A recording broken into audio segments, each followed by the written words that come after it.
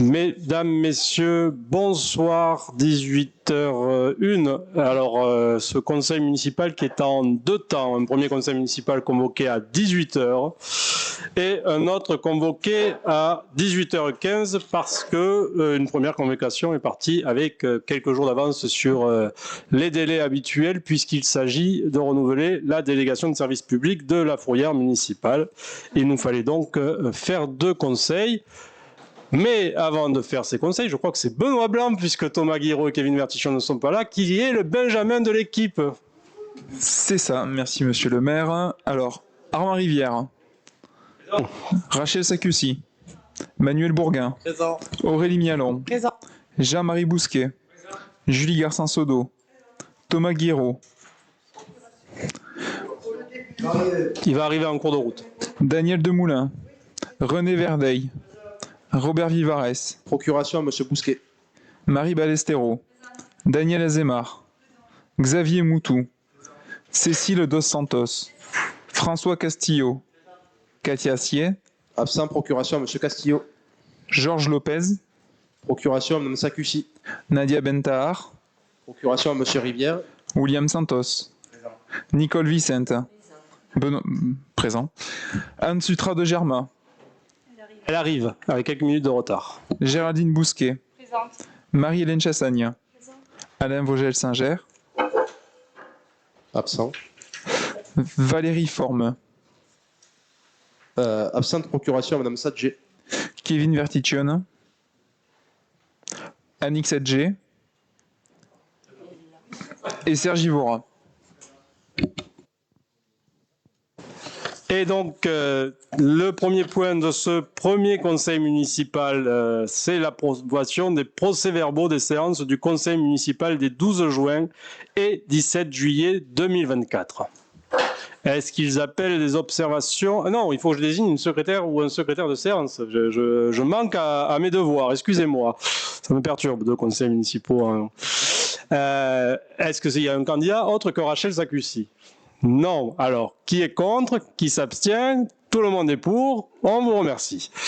Donc, le point numéro 1 de ce conseil municipal, premier du nom, pour ce 30 septembre, est l'approbation des procès-verbaux des séances du conseil municipal du 12 juin et du 17 juillet. Est-ce qu'il y a des observations particulières? Donc, je le soumets aux voix. Qui est contre? Qui s'abstient? Qui est pour? Tout le monde. Je vous remercie. Le point 2 de ce conseil municipal, c'est la délégation donc, des services publics de la fourrière automobile. Et je laisse François Castillo, délégué à la sécurité, vous en parler. Merci Monsieur le maire, bonsoir à tous. Il est rappelé au Conseil que celui a validé le 12 juin dernier le principe d'une délégation de services publics de la fourrière des véhicules automobiles. À la suite de cette délibération, une procédure de mise en concurrence a été lancée selon l'article R 3126-1 du Code de la commande publique. La commission de délégation des services publics s'est réunie le 4 septembre dernier pour ouvrir le seul pli parvenu à l'issue de la mise en concurrence et procéder à son examen. En vertu de l'article L 1411-5 du Code général des collectivités territoriales, le Conseil est réuni à ce jour à la suite de l'avis favorable de la Commission. Autorise Monsieur le maire à signer la convention de délégation de services publics pour la gestion et l'exploitation du service de la fourrière automobile avec la société dépannage Delvaux, entreprise individuelle représentée par M. Sébastien Delvaux, chef d'entreprise en nom propre. En l'absence de l'empêchement de M. le maire, il est proposé au Conseil de désigner M. l'adjoint à la commande publique, M. René Verdeil, comme signataire par délégation. Est-ce qu'il y a des questions particulières pour cette DSP qui est classique finalement? Donc personne, qui est contre, qui s'abstient, qui est pour? Tout le monde. Vous avez reçu avec ce conseil municipal-là le tableau des décisions hors commande publique et décisions commande publique. Est-ce qu'il appelle des observations de votre part? Non. Donc ce que je vous propose, avant d'attendre 18h15 le second conseil ou le deuxième, c'est de laisser la parole à Alexandre Latcha qui est présent ici avec nous Pourquoi je propose à Alexandre Latcha de prendre la parole? Parce que Alexandre Latcha et son frère Mathieu sont les responsables fondateurs de PDP Galerie, que certains évidemment connaissent, puisque avec eux nous menons quelques expositions à l'hôtel des Flottes de Sébasan, et ce, la ville le fait depuis 2017 d'ailleurs, et nous avons initié le parcours d'art urbain, ou une partie du parcours d'art urbain de la ville, avec notamment la buvette des Rosiers, l'école Jacques Prévert et les HLM de la rue Jean Dunant. Il se trouve que dans nos échanges et dans leur intérêt, et je veux louer cet intérêt-là pour la ville de Pézenas et le patrimoine, Alexandre et Mathieu Latcha se désespéraient, tout comme bon nombre de Picénoises et de Picénois, que la chapelle de la rue Victor Hugo, propriété de la mairie, soit désaffectée. Et nous savons les uns et les autres ce que sont les budgets communaux, les urgences et les priorités. Et nous savons bien que, en tant que pouvoir public, ce n'est peut-être pas dans l'année qui vient, voire dans la décennie qui vient, que cette chapelle pourrait être réouverte au public et rénovée. Et nous sommes en train de tomber d'accord sur une délibération qui viendra certainement à un prochain conseil municipal de bail amphithéotique pour cette chapelle, à condition que PDP Galerie ou le fonds de dotation qu'il créerait à cette occasion-là assume la rénovation de la chapelle et ouvre une galerie d'art contemporain dans cette chapelle. Donc on va encore utiliser le conditionnel parce que nous savons tous ce que sont des fois les aléas administratifs ou financiers, mais le projet est bien avancé. J'espère que nous pourrons arriver, et nous avons l'intention d'y arriver à l'automne, peut-être d'abord avec une convention d'occupation temporaire, ensuite un bail amphithéotique qui serait soumis à ce conseil municipal, mais avant que les travaux débutent ou que le projet soit rendu davantage public, même si nous avons pu le citer à d'autres reprises. Je trouvais intéressant que les porteurs de ce projet et les promoteurs viennent le présenter en saluant le fait qu'il s'inscrit aussi dans un projet de ville où la rue Victor Hugo a été refaite en début de mandat, l'avenue de Verdun, vous le savez, est en chantier, et que ce sera un lien évident entre le cœur de ville, et si on a là un centre d'art contemporain ouvert quasiment toute l'année avec des expositions régulières, des créateurs, des résidences d'artistes, une volonté pédagogique, mais il va vous expliquer ça bien mieux que moi. Ça sera bénéfique pour la ville et ça sera porteur pour Pézenas et le commerce, le tourisme et les habitants. Je vous remercie de me donner la parole. Donc je me présente rapidement, Alexandre Latcha, mon frère va bientôt arriver. Donc moi j'ai 36 ans, Mathieu a 32 ans. Il y a 9 ans maintenant, pour la passion qu'on a pour la peinture, on a eu envie d'ouvrir une galerie qui s'appelle la galerie PDP, le 3e P étant pour Pézenas. Donc on a toujours eu envie, on est originaire de Rougen, on a toujours eu envie et d'associer le patrimoine et l'art contemporain ensemble. Et c'est vrai que notre modèle, peut-être inconsciemment, c'est Pézenas, ce rapport merveilleux à ce patrimoine qui existe encore et qui vit aujourd'hui. Donc je fais une présentation assez rapide, mais j'invite n'importe qui, si vous le souhaitez. Il existe un document d'une 50aine de pages assez fastidieux qui présente de façon globale l'idée du projet et qui nous sommes. On a eu la chance de mener à peu près 80 expositions. On représente une vingtaine d'artistes qui ont aujourd'hui entre 19 et 50 ans, principalement dans le domaine de la peinture, avec un gros focus sur le rapport finalement à la technique, à l'émotion, au savoir-faire, à la sensation, à la mémoire. Donc c'est sûr que quand on a eu d'abord au contact de Marion Gineste, puis au contact de Robert Vivarès et de l'ensemble des acteurs de la politique culturelle de Pézenas, des occasions, comme par exemple celle en 2015 d'exposer l'artiste italien Fabio De Santis, on a noué avec la ville de Pézenas une forme d'accord tacite, un accord qui veut que cette ville soit en action. Donc on a depuis maintenant 1 an et demi, on a d'ailleurs eu l'autorisation des architectes des bâtiments. On a mené tout un dossier pour voir la faisabilité de la rénovation de la chapelle des pénitents. C'est sûr que l'intérêt pour moi aujourd'hui du monde de l'art et de tout ça, finalement, c'est de créer du lien.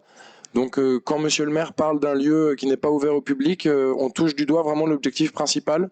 L'objectif principal à terme, et j'espère qu'on avancera dans le processus administratif vers un bail amphithéotique. Je ne vais pas forcément parler de ces détails-là, j'ai plus envie de raconter des aventures d'artistes. On part sur l'idée d'avoir entre 5 et 6 expositions, bien sûr ouvertes au public de façon gratuite, annuellement. On a envie en fait d'être capable d'associer à l'offre culturelle picénoise quelque chose en fait qui traite plus de la peinture contemporaine au sens un peu global. Donc on va avoir des acteurs dont certains sont déjà connus, comme la peintre espagnole Virginia Bersabé, dont on vient de voir un mur dernièrement à Pézenas, des acteurs locaux. Il y a une scène locale fascinante autour d'écoles importantes comme celle de Montpellier.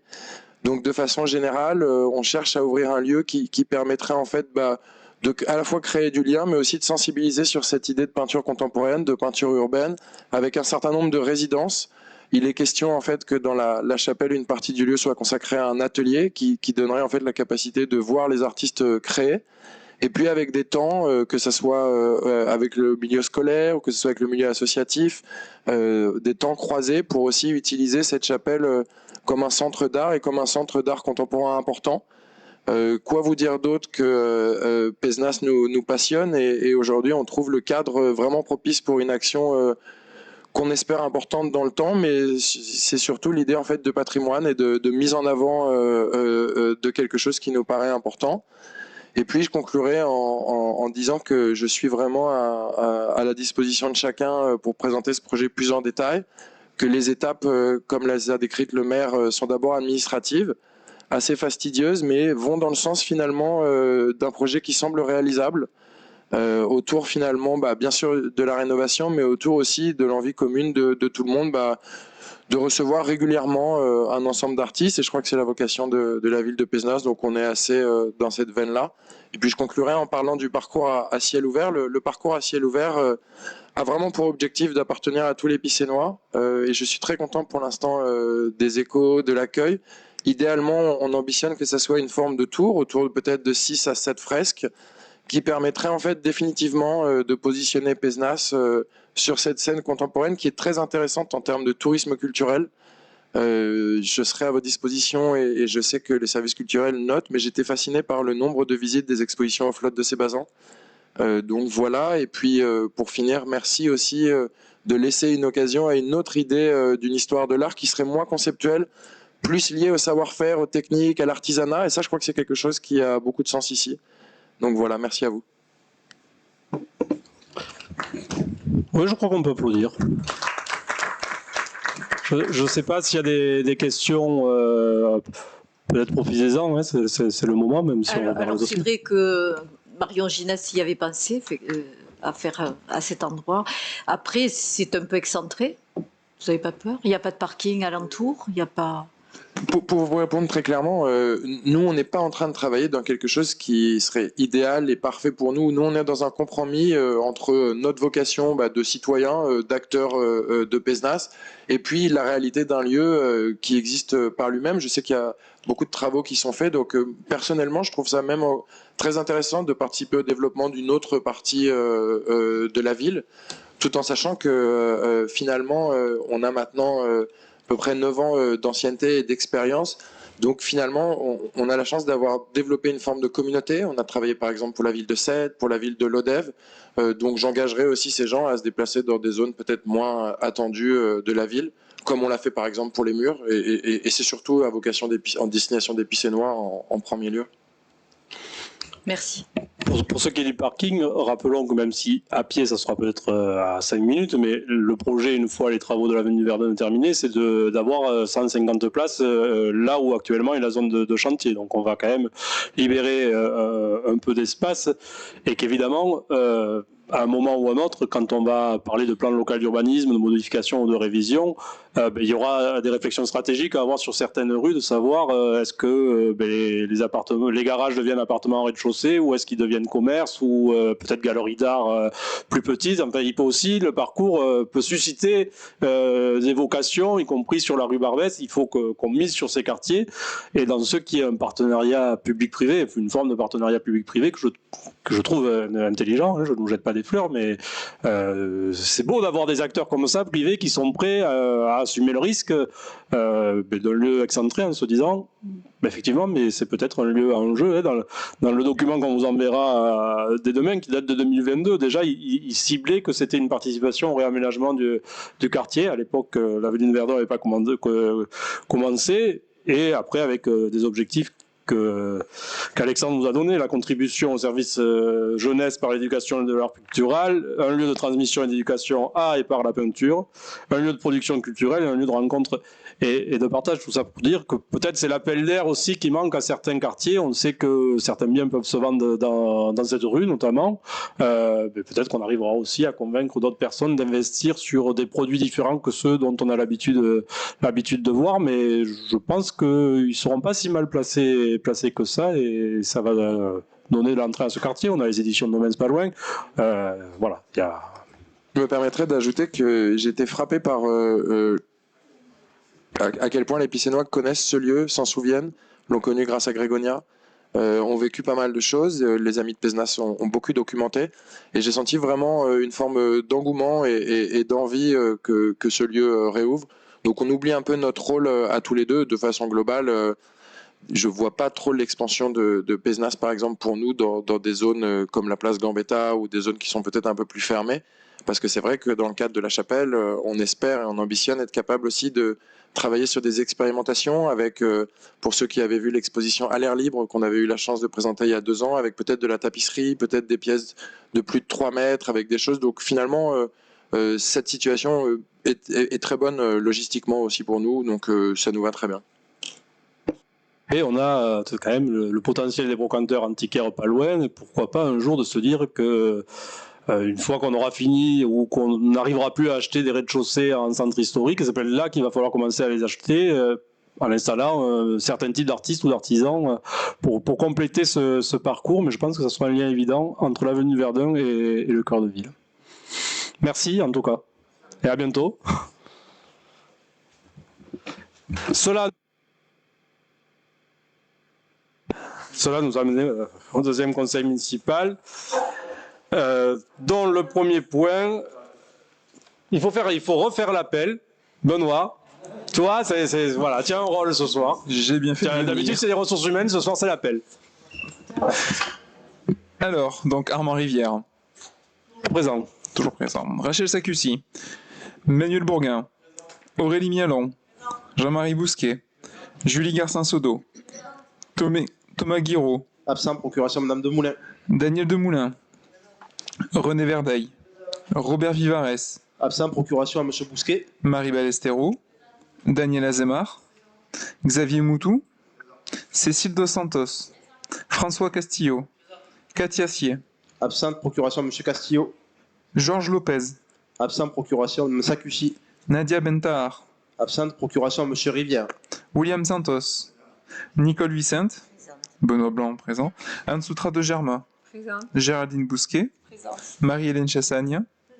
Alain Vogel-Singer. Absent. Valérie Forme. Procuration à Mme Sadger. Kevin Verticione. Absent. Annick Sadger. Et Sergi Vora. Nous devons redésigner un ou une secrétaire de séance. Rachel Sacussi me susurre à l'oreille qu'elle est candidate. Est-ce qu'il y a d'autres candidats? Qui est contre, qui s'abstient, tout le monde est pour, je vous remercie. Je dois vous demander l'autorisation d'ajouter un point complémentaire, qui est une demande de subvention pour des travaux de rénovation des vestiaires sous tribune au parc municipal des sports. Uniquement pour l'ajout du point, est-ce qu'il y a des abstentions, des contre, des pour, tout le monde est pour, je vous remercie. Et je passe la parole à Julie Garcin-Sodo pour des travaux avec GRDF. Et oui, bonsoir à tous, merci monsieur le maire. Donc le sujet concerne la convention de travaux de déplacement d'ouvrages de distribution de gaz située sous la passerelle de la Payne, entre l'impasse Calquière-Haute et le Pré Saint-Jean, la passerelle qui est fermée par rapport à sa fragilité. Monsieur le maire informe au conseil municipal que dans le cadre de l'opération du remplacement de la passerelle de la Payne, des travaux de déplacement d'ouvrages de distribution de gaz seront réalisés par GRDF. Il faut imaginer que là actuellement, le gaz passe sous la passerelle. Afin de respecter le projet global de l'opération, la présente convention a pour objet de définir les travaux de modification de ce réseau rendu nécessaire et de préciser le financement, les missions de maîtrise d'ouvrage ainsi que les responsabilités de chacune des parties. La dépense prévisionnelle totale à inscrire au budget de la ville est de 58 984,81 € hors taxe, dont le détail est présenté dans la convention. Monsieur le maire sollicite le conseil municipal l'acceptation des termes de la convention et l'autorisation de signer la dite convention et son annexe financière. Monsieur le maire demande l'autorisation d'inscrire les crédits. pour le budget 2025. Je précise que ce sont juste des travaux préparatoires puisque nous avons à peine les rendus des études et que les budgets annoncés ne sont malheureusement pas ceux de 58 000 euros, mais plutôt de 10 fois plus. Donc on réunira dans quelques jours ou semaines les riverains pour leur présenter à la fois la réalité de la structure de la passerelle, elle n'a pas été fermée pour rien, et les études le confirment, et les différentes options de travaux qui ne pourront se réaliser que si nous trouvons évidemment des partenaires financiers qui interviennent à une certaine hauteur. Pour autant, le dévoiement des réseaux sera toujours quelque chose d'utile, puisque quoi qu'il en soit, ils ne passeront plus par là un jour ou l'autre, donc on essaye au moins de ne pas perdre du temps, si ce n'est d'en gagner. Est-ce qu'il y a des questions particulières ? Qui est contre? Qui s'abstient? Qui est pour? Tout le monde. Le deuxième point, donc c'est toujours Julie Garcin-Sodo, et c'est par rapport au carrefour d'accès à feu tricolore de la ZAC Saint-Christol. Dans la délégation de maîtrise d'ouvrage du département de l'Hérault au bénéfice de la commune de Pézenas pour la création d'un carrefour à feu tricolore sur la RD 913 pour l'accès à la ZAC Saint-Christol.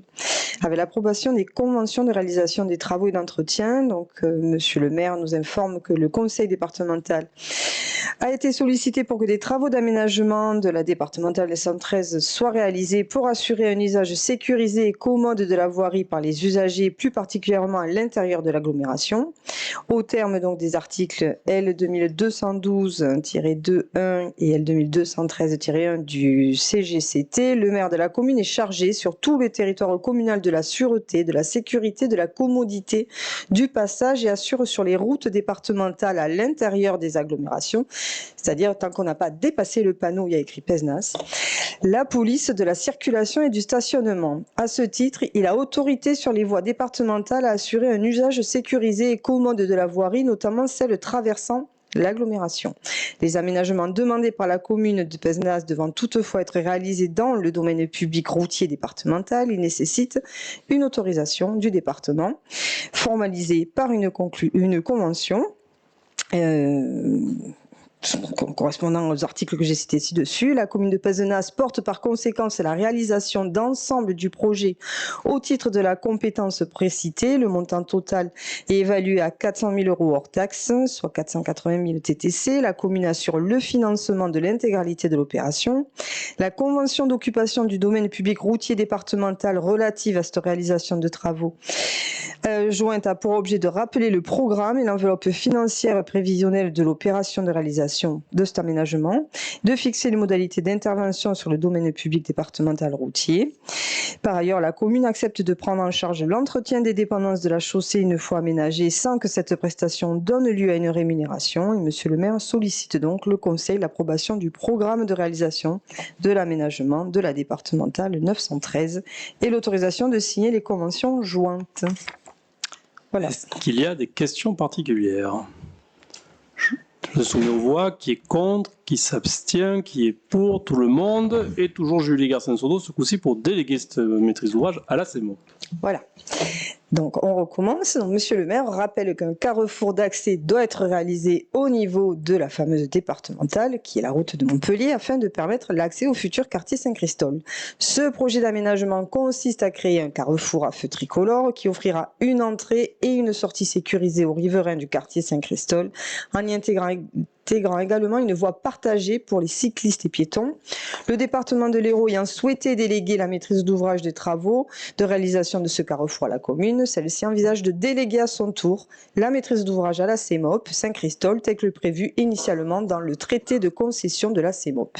Donc monsieur le maire demande au conseil municipal d'approuver la convention de délégation de maîtrise d'ouvrage telle qu'annexée. Est-ce qu'il y a des questions particulières? Qui est contre? Qui s'abstient, qui est pour, tout le monde. Je vous remercie. Vous avez reçu le rapport sur les actions entreprises par BRL suite à un rapport de la Chambre régionale des comptes. Et vous savez que nous sommes historiquement actionnaires de BRL, donc il fallait vous présenter ce tableau. Je ne sais pas s'il appelle des observations de votre part. C'est un rapport, il suffit d'en prendre acte. Donc nous considérons en avoir pris acte. Le point 5 que je vais vous présenter, donc, ne vous étonnera pas, c'est l'avis du conseil municipal sur l'enquête publique qui vient de s'achever concernant le projet de quartier Saint-Christol. Vous avez reçu donc la délibération en détail. Vous aviez chacun pu contribuer à cette enquête publique depuis le 26 août jusqu'au 25 septembre. Il convient que même sans connaître les résultats de la dite enquête publique et donc du rapport du commissaire enquêteur, la ville se prononce sur l'enquête publique et sur le projet en lui-même. Je dois vous dire également que la communauté d'agglomération, lundi dernier en conseil d'agglomération, a également émis un avis à l'unanimité favorable à cette enquête publique et à ce projet. Est-ce qu'il y a des questions particulières? Qui est contre? Qui s'abstient? Qui est pour? Tout le monde, je vous remercie. Vous avez reçu, comme chaque année, mais pour l'année 2023, le rapport d'activité de la CEMOP Saint-Christol, dont vous savez que nous sommes co-actionnaires à 40%. Il reprend notamment les grandes évolutions du projet 580 logements classiques, 584, excusez-moi, un équipement hôtelier et touristique jusqu'à 90 chambres, unité d'hébergement, une caserne de gendarmerie pouvant accueillir 39 gendarmes, 4800 m² de locaux professionnels et de services, pas uniquement des commerces, je tiens à le préciser. La répartition de ces 584 logements dits classiques, soit 279 logements en secteur aidé, 365 logements en secteur libre, une résidence senior service en secteur libre de 82 logements, une résidence senior service en secteur aidé de 74 logements, dite résidence autonomie, 46 des 209 terrains à bâtir en secteur libre réservés à des primo-accédants. Et parmi les 125 maisons individuelles groupées, 14 unités seront commercialisées en secteur libre, 24 seront dédiées à l'accession sociale, PSLA, les 87 autres restantes seront dédiées au secteur locatif aidé. Ça détaille les différents équipements publics à réaliser dans la zone qui seront principalement, évidemment, à la charge de la CEMOP. Ça évoque le projet dont il faut toujours utiliser le conditionnel de réseau de chaleur et de froid lié à la source d'eau chaude de la ville. Et ça détaille les différentes phases commerciales espérées, les différents prix, les différents allers-retours faits avec les services de l'État dans le cadre de la demande d'autorisation unique, les différents ajustements faits chaque fois qu'il y a eu des recommandations, que ce soit de la MRAE, que ce soit après l'avis de la CNPN, la manière dont nous avons poursuivi leurs recommandations pour que notre dossier soit le plus juste possible. Ça oublie peut-être de vous dire certaines choses, mais je vais le faire, que le directeur opérationnel qui est ici, Franck Reff, qui longtemps a été le salarié du co-actionnaire, et désormais, alors je ne sais plus si c'était en 2023 ou en 2022, mais le co-actionnaire, le salarié direct de la CEMOP Saint-Christol, donc il ne dépend plus d'un des co-actionnaires, il est salarié de la société d'économie mixte à opération unique. Ça oublie de dire, mais nous le verrons dans quelques instants sur la décision modificative 3 du budget, que nous sommes en discussion avec la Banque des Territoires pour qu'elle devienne elle aussi co-actionnaire de la CEMOP Saint-Christol, ce qui rendrait majoritaire d'une certaine manière la part publique, parce que vous savez que la Banque des Territoires est une banque créée par le public pour financer des opérations publiques d'intérêt général. C'est là aussi du conditionnel, puisque même s'il y a une lettre d'intention, tant que nous n'aurons pas fini les discussions, ça ne sera pas acté. Ça oublie probablement les différents rendez-vous qu'il y a pu avoir avec des riverains, des commerçants de la ville, des personnes intéressées ou des porteurs de projets intéressés par la ZAC Saint-Christol, et également les travaux qui sont menés sous l'égide de Marc Pépi, mais dont à qui nous avons dit de mettre un peu pause tant que les autorisations n'étaient pas obtenues pour espérer une reconversion du domaine Saint-Christol en centre thermoludique, même si celui-ci, il n'est pas justement dans le rapport de la CEMOP, puisqu'il est en dehors de la zone de la CEMOP. Voilà à peu près ce que vous trouverez ou ne trouverez pas dans ce rapport, mais que je souhaitais vous dire là, mais on peut encore répondre aux questions, et Franck Reff, ça fera un plaisir s'il y a des questions plus techniques de le faire.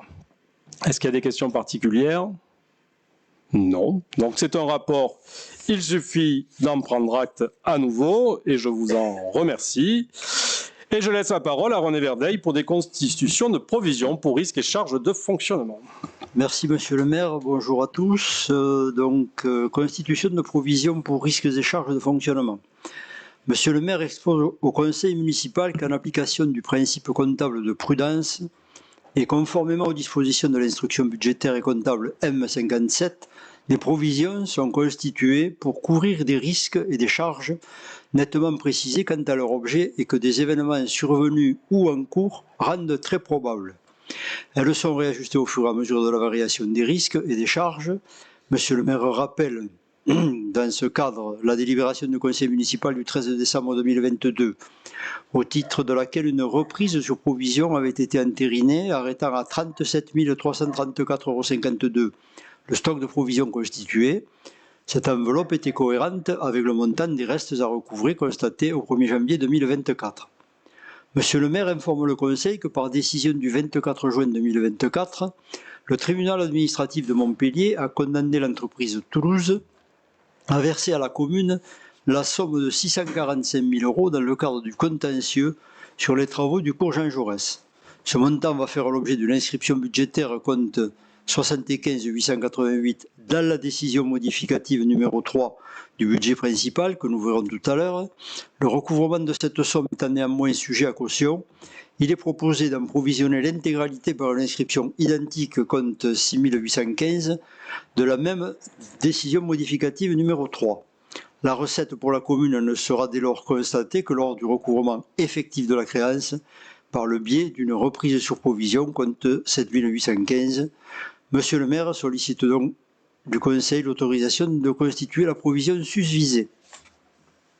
Voilà, pour être précis sur la condamnation, c'est solidairement l'ensemble des entreprises qui ont réalisé le chantier qui sont condamnées, ce qui peut aussi expliquer qu'il y aura encore quelques allers-retours avant qu'on la touche ou on ne la touche pas. Est-ce qu'il y a des questions particulières?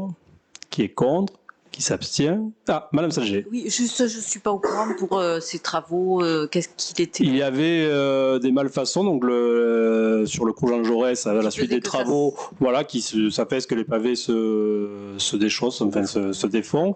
Une procédure avait été engagée avant que nous arrivions aux responsabilités. Oui, oui. Il se trouve que le temps judiciaire est souvent un temps un peu plus long que le temps ou administratif ou politique. Non, non, c'est le même dossier qui suit, et donc nous arrivons pour l'instant à cette conclusion-là avant qu'il y ait d'autres aléas ou qu'on solde cette histoire-là. Mais c'est la même histoire. Il n'y a pas eu d'autres poursuites ou d'autres administrations ou découvertes depuis. Donc, qui est contre, qui s'abstient, qui est pour tout le monde? Et je laisse à nouveau la parole à René Verdeil pour la décision modificative 3. Merci. Donc là, vous avez un visuel sur la décision modificative numéro 3 qui va vous être présenté avec les dépenses de fonctionnement et les dépenses d'investissement en suivant. Si on peut continuer pour préciser, voilà, les principaux mouvements dont je remercie M. Roy qui n'a pas pu être présent ce soir, mais qui a préparé ce document-là. Vous avez,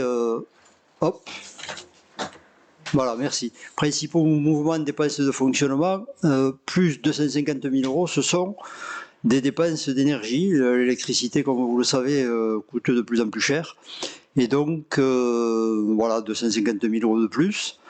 En ce qui concerne les 645 000 €, c'est ce qui vous a été expliqué tout à l'heure par rapport au problème du cours Jean Jaurès. Voilà. Ensuite, nous avons toujours en recette de fonctionnement donc les 645 000 d'un côté en dépenses et les 645 000 de l'autre en recette. Nous avons des produits de services supplémentaires qui permettent d'équilibrer effectivement la décision modificative entre les dépenses et les recettes. Ensuite, donc voilà, produits et services, c'est ce que je vous disais, et donc les 645 000 qui équilibrent dépenses et recettes. Ensuite, on continue sur l'investissement.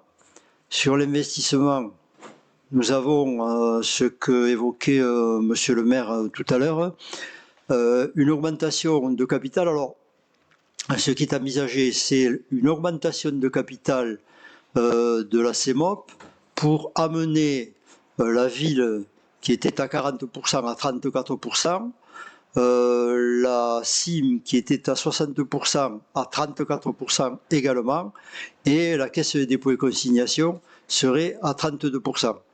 Les 90 000 euros que doit mettre la commune en plus, c'est pour faire face à cette augmentation du capital le capital qui passe à 750 000 euros de mémoire. Voilà pour les explications concernant Et donc, vous avez en recette d'investissement des subventions supplémentaires que nous avons reçues. 277 000, c'était pas prévu. Voilà. Je crois que j'ai fait le tour. Voilà. Subvention 277 491 euros. Les demandes de subvention donnent de bons résultats. Je crois que j'ai terminé, monsieur le maire. Merci. Donc l'inflation n'a pas fini de faire quelques dégâts dans le budget des collectivités, surtout que c'est des factures de 2023 qui arrivent en 2024. Donc on pensait avoir sorti la tête de l'eau fin 2023 et finalement ça continue. C'est quelque chose qu'il faudra avoir à l'esprit au moment où nous allons commencer à monter le budget 2025. C'est que nous n'en sommes pas totalement sortis. Est-ce qu'il y a des questions particulières? Qui est contre? Qui s'abstient? Qui est pour? Tout le monde? Et je laisse encore la parole à René Verdeil pour des fixations de redevances. Alors, donc, fixation de la redevance d'occupation du domaine public par les ouvrages des réseaux publics de transport et de distribution d'électricité. Monsieur le maire rappelle au Conseil le décret 2002-409 du 26 mars 2002 portant modification des redevances pour occupation du domaine public par les ouvrages des réseaux publics de transport et de distribution d'électricité ainsi que les articles R.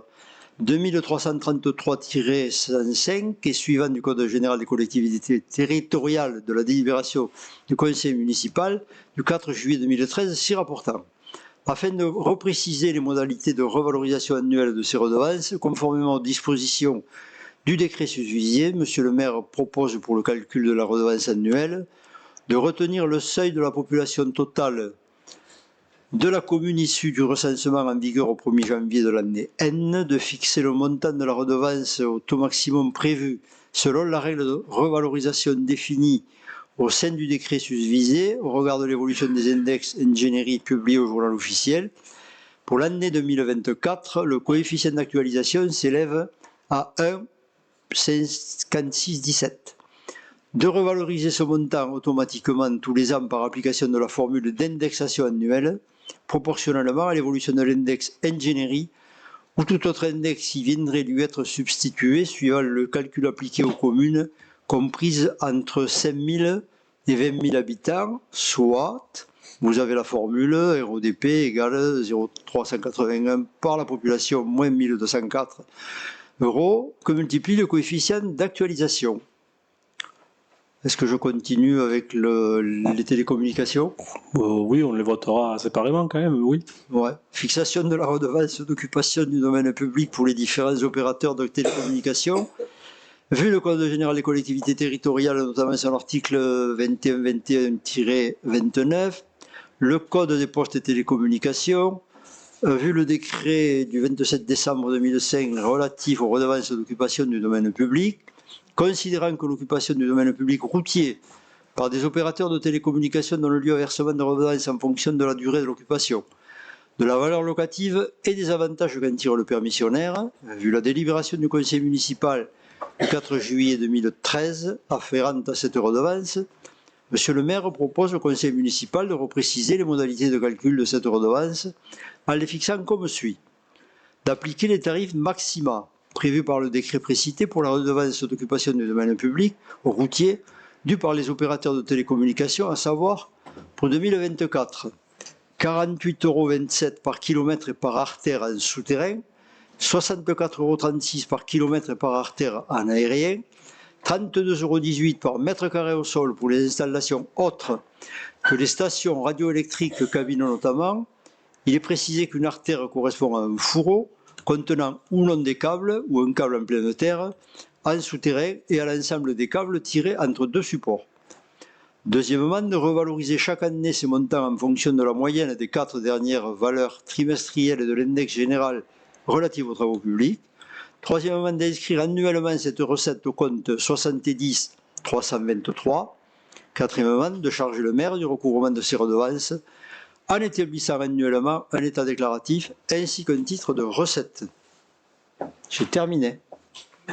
Est-ce que ces délibérations appellent des questions de votre part? Est-ce que quelqu'un veut revoir la formule de calcul? Alors, sur la première qui concernait les réseaux publics de transport et de distribution d'électricité, qui est contre, qui s'abstient, qui est pour, tout le monde, je vous remercie. Et pour la deuxième, qui est sur les différents opérateurs de télécommunications, qui est contre, qui s'abstient, qui est pour, tout le monde, je vous remercie. Je laisse la parole à Julie Garcin-Sodo pour un changement, enfin un retrait et remplacer une délibération prise le 12 juin 2024. Tout à fait. Par rapport à des travaux de réfection de vitrine, la prime action vitrine annule et remplace la délib. Donc, suite à une modification de subvention pour intégrer un devis supplémentaire dans le cadre de la convention OPA-RU avec l'Agence nationale de l'habitat, la communauté d'agglo et la région Occitanie, ainsi que la délibération du 12 décembre 2023 par laquelle a été mis un dispositif d'aide pour la réfection des vitrines. Donc, un dossier est proposé à ce jour pour le vote de subvention revenant à la commune en complément de l'aide de la CAM. C'est pour la SCI Viudes, propriétaire au 23 rue Conti. Dans le cadre du dispositif donc de cette action vitrine, il convient de verser une subvention à cette SCI de 1 703,30 €, représentant la prime qui vient en complément de toutes les autres aides et qui s'élève à 15% du montant des travaux, dont le montant subventionnable avait été de 11 355,35 € hors taxe. Voilà. Est-ce qu'il y a des questions particulières? Qui est contre? Qui s'abstient? Qui est pour? Je dois vous parler de la vente de la parcelle AW 1035. Vous savez que nous avons déclassé par délibération du 12 juin dernier et que nous avons mis à la vente de manière transparente au travers d'un appel à candidature exprimé ici même en conseil municipal et sur les différents réseaux de la ville. Nous avions fixé un prix plancher de 120 000 € pour ces 631 mètres carrés. Et les candidats intéressés avaient jusqu'au 30 août pour déposer une offre, sachant qu'une priorité serait donnée aux primo-accédants. La commune a reçu cette offre, proposant un prix de 120 000 à 205 100 €, toutes pour l'édification d'une résidence principale, et dont 5 d'entre elles étaient faites par un primo-accédant. Je veux préciser que toutes étaient faites soit par des personnes originaires de Pézenas, soit y vivant déjà, soit y travaillant, ce qui est quand même assez intéressant. Il est donc proposé au conseil de valider la vente de gré à gré de cette parcelle AW 1035, 6 rue de la Fontaine des Fées, à Madame Elgalia Alioui, primo-accédante, pour un montant de 205 100 € et de m'autoriser à signer l'acte de vente et tous les documents qui s'y rapporteraient. Je précise que même si ce n'était pas forcément prévu dans la procédure, j'ai souhaité que la commission d'appel d'offres puisse se réunir pour que cela soit fait de manière publique ou en tout cas partagée et qu'on ne pense pas que ça avait pu être juste fait dans le coin d'un bureau, mais bien délibéré collectivement. Est-ce qu'il y a des questions particulières? Qui est contre? Qui s'abstient? Qui est pour? Tout le monde. Je vous remercie. Jean-Marie Bousquet va nous parler de théâtre et de vin. Tout à fait, merci Monsieur le maire. Bonjour à toutes et à tous. Monsieur le maire sollicite du conseil municipal l'autorisation de signer une convention de partenariat entre le syndicat Terroir de Pézenas et le théâtre de Pézenas pour 10 spectacles de la saison culturelle 2024-2025 et du festival Molière, le théâtre dans tous ses éclats. Le document a été joint. Dans le cadre de la programmation de la saison culturelle, le théâtre de Pézenas propose aux spectateurs d'échanger autour d'un verre de vin AOC Languedoc-Pézenas en présence de l'équipe artistique pendant l'entracte ou après les spectacles. Engagement du syndicat du terroir Pézenas. Le syndicat prend à sa charge 6 € TTC par bouteille débouchée. Le syndicat réceptionne auprès du théâtre, après chaque soirée, un courriel signé par le théâtre avec le domaine en copie où le nombre de bouteilles débouchées est annoté. Le syndicat a un stock d'une centaine de verres type INAO avec 3 casiers en plastique que le théâtre garde durant toute la saison 2024-2025 et réapprovisionne le théâtre en cas de casse. Le syndicat fournit un caquet-monnaie au théâtre et le syndicat transmet au théâtre la liste des vignerons inscrits par soirée et communique leurs coordonnées. Engagement du théâtre de la ville de Pézenas. Le théâtre prend à sa charge 6 € TTC par bouteille débouchée. Le théâtre indique le nombre de bouteilles débouchées par le domaine au syndicat après chaque soirée en mettant en copie le domaine. Le théâtre utilise lors de chaque soirée les verres livrés par le syndicat pour la dégustation des vignerons. Le théâtre met en valeur le kakémono fourni par le syndicat dans le lieu de la dégustation durant toute la saison. Le théâtre indique le partenariat avec le syndicat dans ses éléments de communication, plaquettes de saison, feuilles de salle et dans ses discours précédant les représentations. Le cas échéant, en plus de citer le nom du domaine AOC du Languedoc-Pézenas représenté ce jour-là. Le théâtre contacte les vignerons inscrits pour les spectacles afin d'organiser leur venue au théâtre et leurs installations dans le lieu de la dégustation. Le théâtre offre aux vignerons 2 invitations à la représentation le soir de leur présence. Est-ce que ce partenariat qui revient chaque année appelle des questions de votre part? Qui est contre? Qui s'abstient? Qui est pour? Merci. Et Jean-Marie Bousquet toujours pour demander une subvention. Demande de subvention saison culturelle 2024-2025 au titre des arts de la scène, aide à la saison.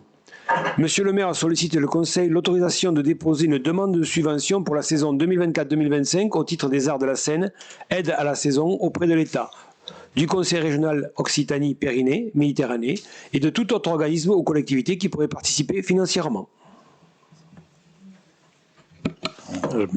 Est-ce qu'il y a des questions particulières?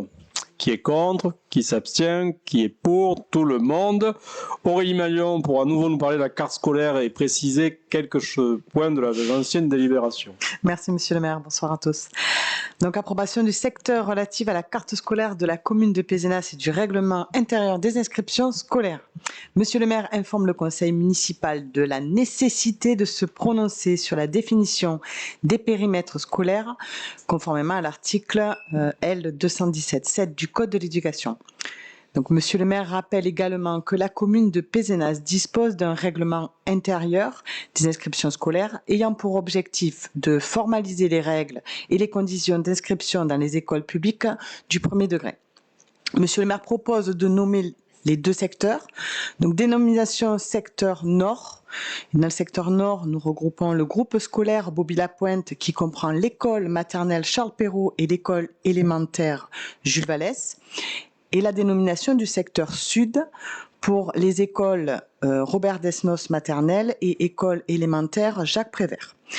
Les rues délimitant les 2 secteurs, donc route de Rougeant, avenue Jacques-Denis Tastin et Michel Llopis pour le côté père Bobby-Lapointe et impair Desnos et Prévert, l'avenue du 8 mai 1945 Desnos et Prévert pour le côté père et Bobby-Lapointe pour le côté impair, avenue Paul Vidal de la Blanche, chemin de la Fessine, boulevard Sarrazin, père Bobby-Lapointe, impair Desnos et Prévert, avenue Camille Guérin, père pour Desnos et Prévert et impair pour Bobby, rond-point du Souvenir français, avenue de Castelnou.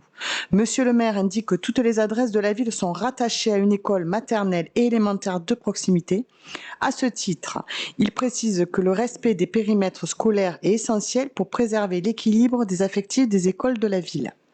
Monsieur le maire propose au conseil municipal d'approuver la sectorisation de la carte scolaire et le règlement intérieur des inscriptions scolaires tel que proposé en annexe. Est-ce qu'il y a des questions particulières?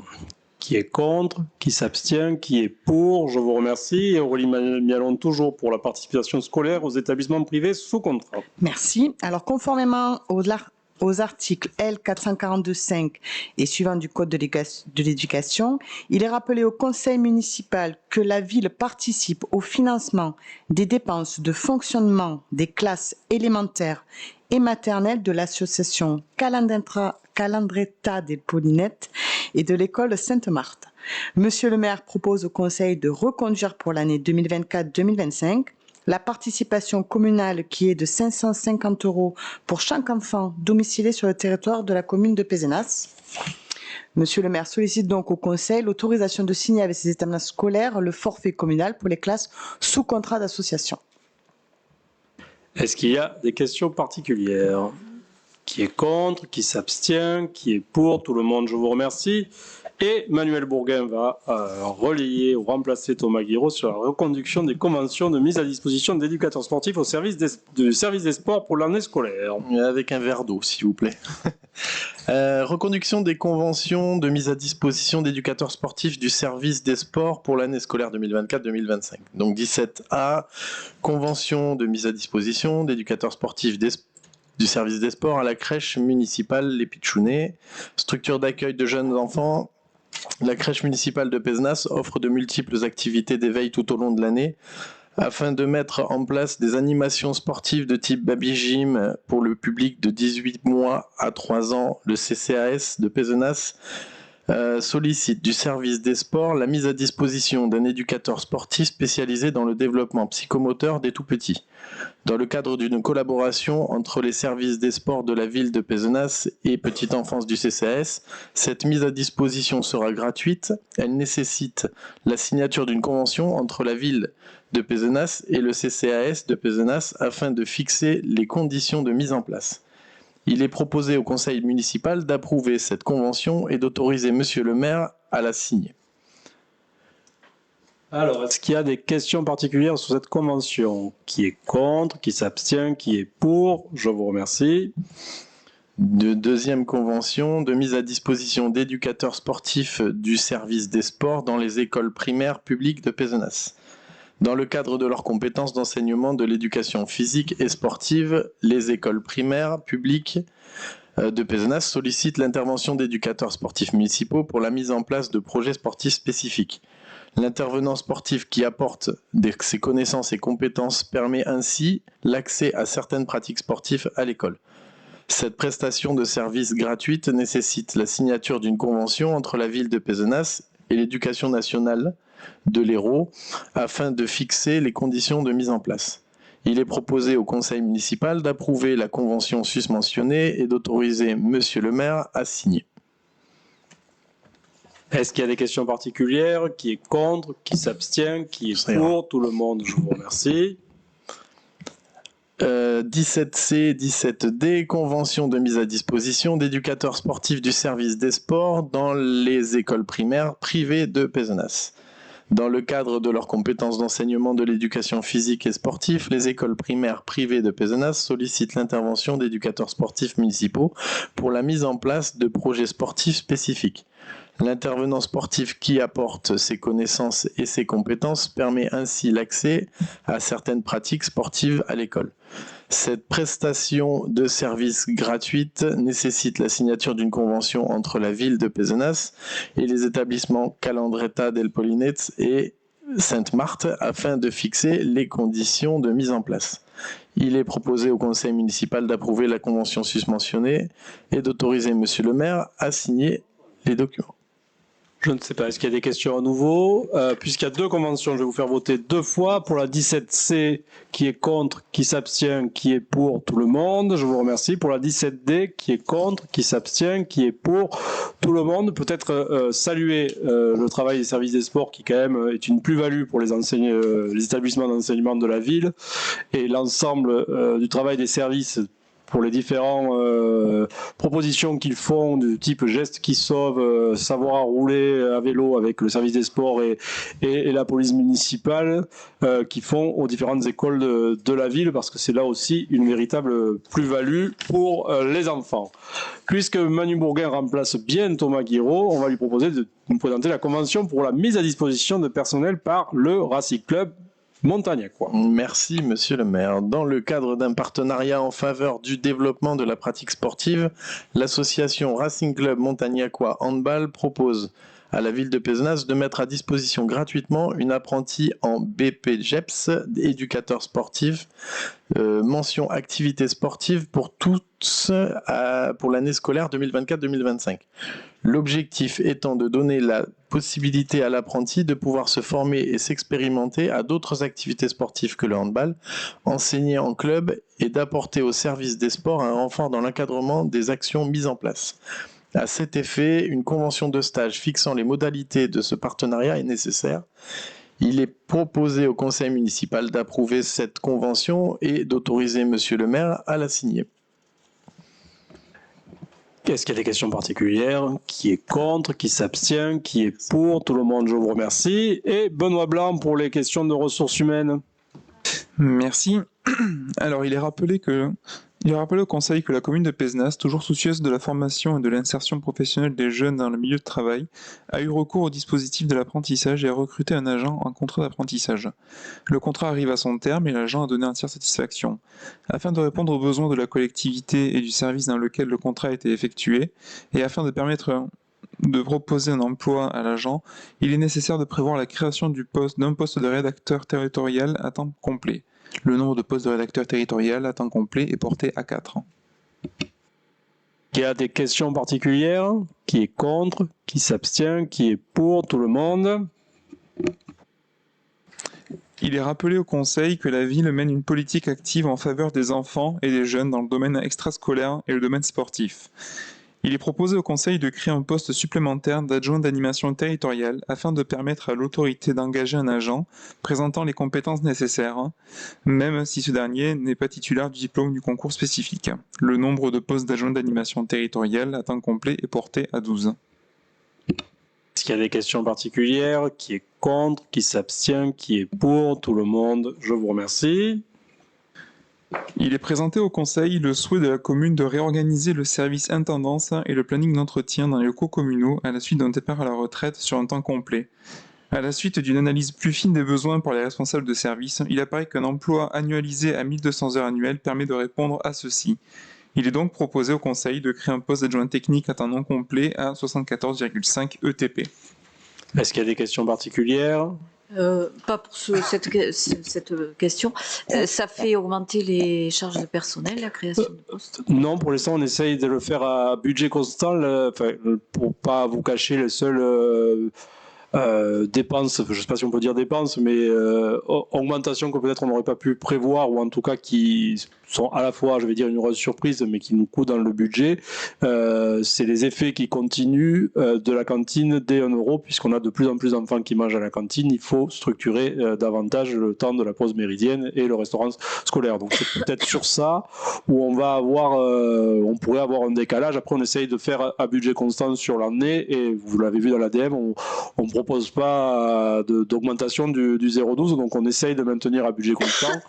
Il se trouve que quand on a des apprentis, si on peut les pérenniser, c'est quand même un signal aussi envoyé et aux services qui choisissent l'apprentissage et aux jeunes agents.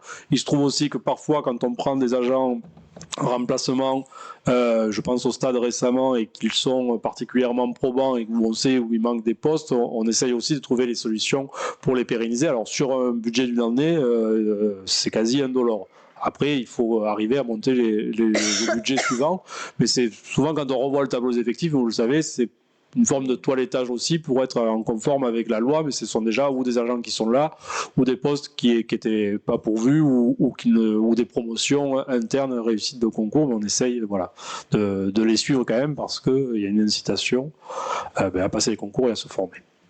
Sur ce poste-là, je ne sais pas si Benoît veut rajouter. Non, c'est simplement préciser que, en l'occurrence, sur ces points-là notamment, et les précédents qu'ils ont pu voter, c'était pareil, c'était simplement pour proposer un cadre pour accueillir des agents qui étaient déjà présents, mais sur des fondements juridiques différents, donc ça permet de pérenniser le poste, ou bien des fois ça pouvait être 2 postes à temps complet qu'on a pu réunir en un seul poste à temps plein. Voilà. Donc sur ce poste-là, qui est contre, qui s'abstient, qui est pour? Et Benoît, en l'absence de Katia Sillette, va vous parler de fête de Noël. Effectivement. Il est rappelé que la ville a adhéré en 2014 au comité d'œuvre sociale géré par le centre de gestion de l'Hérault. Le COS offre chaque année donc des cadeaux à hauteur de 50 € au personnel ayant des enfants jusqu'à 10 ans. De son côté, la ville offrira un cadeau complémentaire d'une valeur de 10 € aux enfants de 0 à 10 ans, remis le jour de l'arbre de Noël du personnel. En complément, et pour les enfants de 11 à 14 ans, la ville offre un bon d'achat de 50 € remis également le même jour. Ce bon d'achat est utilisable uniquement dans les commerces pissénois. Il est donc proposé au Conseil d'autoriser Monsieur le maire à signer la convention correspondante avec les commerçants intéressés. Est-ce qu'il y a des questions particulières? C'est une délibération qui revient chaque année aussi. Qui est contre? Qui s'abstient? Qui est pour? Donc je vous ai promis un point complémentaire que vous avez gentiment accepté tout à l'heure. Donc je vous informe que dans le cadre de l'amélioration de la qualité de l'accueil et du confort des utilisateurs des vestiaires sous la tribune du stade municipal, on souhaiterait entreprendre des travaux de rénovation donc au parc des sports. C'est la rénovation donc des locaux exactement des vestiaires déjà utilisés et la transformation de l'un d'entre eux en un espace spécifique pour le public féminin. Le montant des travaux est pour l'instant évalué à 118 737,45 centimes. On ferait ces travaux entre juin, juillet 2025 et septembre, octobre 2025 et je souhaite que vous m'autorisiez à déposer les demandes de subvention, notamment auprès de l'Agence nationale du sport et de tout organisme ou collectivité qui pourrait nous aider à y contribuer. Pour être précis, nous l'avions déjà en partie prévu dans le budget 2024 avec des travaux en régime. Il se trouve qu'en échangeant avec les clubs utilisateurs, la possibilité d'avoir des locaux féminins était aussi un plus pour la pratique du sport féminin. Ça reste conditionné à ce que l'obtention des subventions nous permette de continuer à avoir un budget proche de celui que nous avions évalué. C'est des travaux qui devaient être en grande partie, ou toujours d'ailleurs, faits en régie. Est-ce qu'il y a des questions particulières? Qui est contre? Qui s'abstient? Qui est pour? Nous arrivons aux questions diverses. Madame Sadje. Alors, une petite question qui s'adresse peut-être plus particulièrement à Madame Zacucci. Aujourd'hui, c'est très compliqué pour une personne grabataire de faire renouveler ses papiers d'identité, sauf à venir avec une ambulance 2 fois, avec un brancard. Faire les photos aussi. Je sais que dans certaines communes, il existe un service qui se déplace à domicile. Est-ce que c'est possible de se fédérer, par exemple, avec une commune qui est équipée? Et ils font passer 1 fois par mois voilà, un fourgon qui est équipé. Il faut que j'en parle avec le responsable du service. La difficulté que je vois, c'est la photo. C'est la prise de photos parce que ce sont des photos d'identité normalisées et je pense pas qu'on ait un appareil photo qui puisse faire ça. Je vais en parler avec Guillaume Hazan. Moi, j'ai posé la question au papier d'identité. Ici, c'est très compliqué. Il faut y aller 2 fois, une première fois. Non, le service administratif, après il y a la prise d'empreinte aussi maintenant avec les nouvelles cartes d'identité. Je vais lui poser la question, mais je ne sais pas si on ne se heurte pas à un vrai problème, à moins qu'il y ait un service qui soit organisé en France pour ça, je ne sais pas. Je vais lui poser la question. Oui. Voilà. Honnêtement, on va regarder si d'autres communes le font, puisque vous le dites, effectivement. Qui le font. Parce qu'à ce moment-là, on pourrait déléguer effectivement, puisque n'importe quelle commune peut faire les papiers d'identité. C'est pas forcément circonscrit à un habitant pissénois de venir faire ses papiers à Pézenas. Peut-être dans une grande ville, s'il y a un service qui... Je vais lui demander. Honnêtement, je ne sais pas. Merci. Si on devait le mettre en place, je précise, ce sera un service pour les pissénois. Parce que aujourd'hui, la façon dont sont faits les papiers d'identité, vous le savez, vous pouvez venir à Pézenas ou ailleurs, faire des papiers d'identité que vous habitiez ou vous n'habitiez pas la commune, ce qui à un moment, alors maintenant le nombre de communes a été élargi, mais occasionnait une attente qui était très importante. Effectivement, les gens de Pézenas pouvaient ne pas comprendre, ne pas avoir de rendez-vous, mais nous étions bien obligés de faire face à la demande, donc il va falloir voir, et peut-être avec les services de l'État aussi, s'il y a des dispositifs d'aide. Parce que c'est ou plus simple, faire porter par un député une loi visant nous allons tout faire. À des dérogations pour ces personnes qui sont bloquées chez elles et qui ne peuvent pas. On va interroger les services de l'État, y compris sur ce qui se fait déjà, parce que peut-être c'est prévu. Et si c'est pas prévu, effectivement, il faudra saisir les députés et les sénateurs de ce qui est un vide juridique. C'est ça. Merci. Je vous remercie. Est-ce qu'il y a d'autres questions? Je vous souhaite une bonne soirée.